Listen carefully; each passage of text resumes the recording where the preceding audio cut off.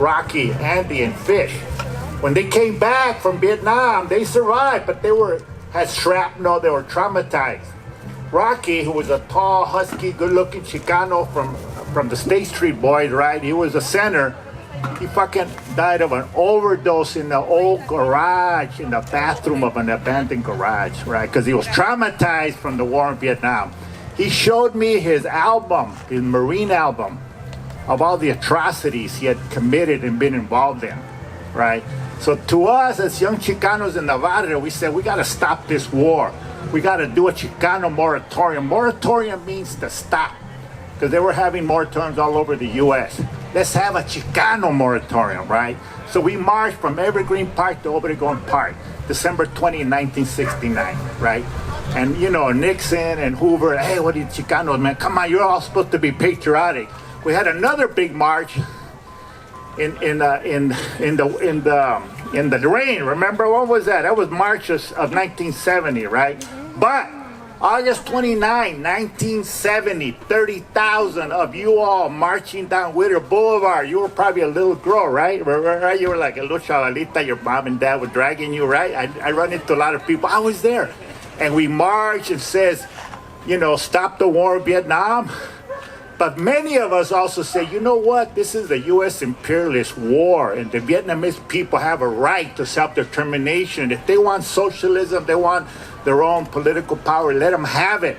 So we as Brown Berets became radicalized by Ho Chi Minh, General Giap. General Giap was the one that did the strategy to defeat the U.S. Army. And it was the Vietnamese people that defeated the U.S. imperialism in Vietnam. So we learned a lot about that poor working people united can defeat a monster. Right, let's hear it. All right, you like that? Sí se puede. And when we got here, when you all got here, I was in Mexico underground. I've been busted and harassed so many times. They're going to kill me. I had to leave the country, right? But I was in Mexico City when I saw August 29, a beautiful rally right here at Salazar Park. Back then it was called Laguna Park. Was brutally attacked by the LAPD and the sheriffs. And in conjunction with coordination of the FBI, J. Edgar Hoover, President Nixon did not want the Chicano anti-war movement to unite with the broader white anti-war movement, right? They wanted to destroy us, they wanted to attack us, so they created an incident to come into the park and brutalize, tear gas, beat up all kinds of folks. You've seen the videos, right? You can see Recon 29, you can see, we did a video 20 years ago. We've been marching, you know, the Yalas for years. You know, we marched on the 10th, the 20th, the 30th, and here we are, what is the 52nd, right? This is what we call our Chicano Liberation Day. Yeah, I know about Cinco de Mayo and all that, but chale, man, this is our day. Chicano Liberation Day for Chicanos in the U.S., right? Right, there you go, bro.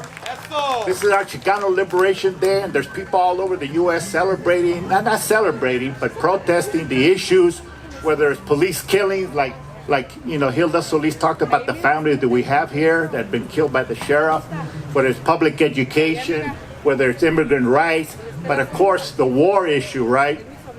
That the U.S. continues to be a warmonger. Don't believe all the bullshit lies about the U.S. and NATO. We are against any U.S. war, no matter where it is. The U.S. is the largest military might throughout the world, has bases all over the world.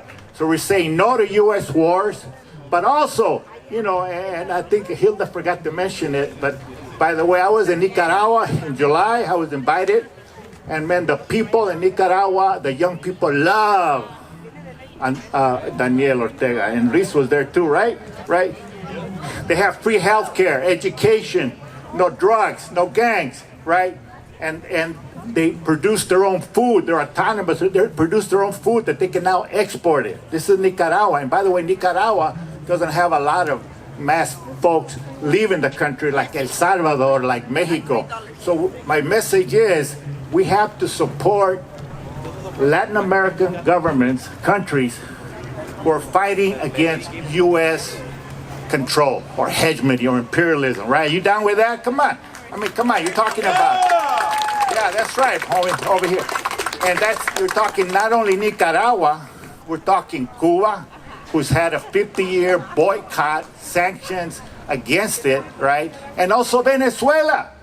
I was in Tijuana in July, and I met these Venezolanos, Nicaragüenses, Mexicanos, and they were saying, you know what? The U.S. government has sanctions against the government of Venezuela. It's causing problems. We need to stop these sanctions. But don't forget our querido Mexico, ¿verdad? Remember Manuel López Obrador said, chale to Biden. He did not come to the U.S., what was that? I forgot what they call it. Summit of Americas. The Summit of the Americas. He said, chale, man, if you're not going to invite Nicaragua, Cuba, Venezuela, then chale, Mexico's not going to go.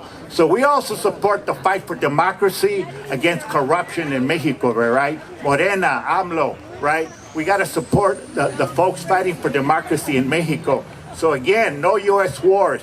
Support Latin America. And then you're going to hear about the struggle against police killings, the struggle against privatization, and the struggle against, the migra. Man, I know I talked a lot, but I want to do it in Spanish. So what did I forget, Luis? Did I forget something? No, I think you covered a lot. Okay, I want to put it on the record that Ruben Salazar interviewed the Brown Berets back in 1969. Any of you who can find the article in LA Times where he interviewed me and the other Brown Berets, I'll give you free lunch. Because nobody can find it online. No, really, I'm serious. He interviewed us and he said we were young, working class Chicano. We were angry but fighting for our rights. Ruben was here August 29, covering the whole, the Chicano Moratorium, right? He was with KMEX. He was with the cameraman, Restrepo. And then after the attack by the sheriffs, by the way, the young guys fought back.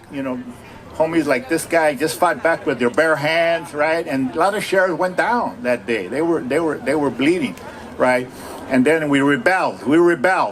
I remember the Watts Rebellion. I was in the '92 Rodney King Rebellion downtown, tearing it up, and we were down there in the George Floyd Rebellion, right? Were you there? I saw you there.